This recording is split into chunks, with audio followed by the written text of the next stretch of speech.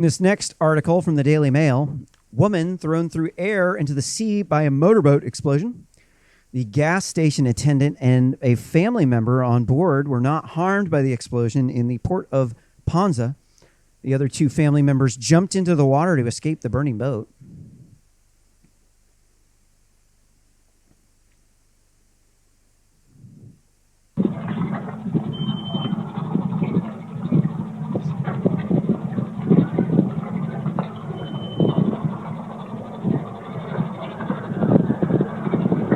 Real quick, if you do know anybody who has a boat that wants to take me onto a boat, you should comment below or at realsimplenews.net/issue 94 or on the GitHub issue ticket 94.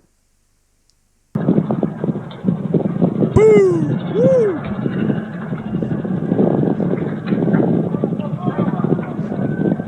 Yeah, she got lucky on that one, huh?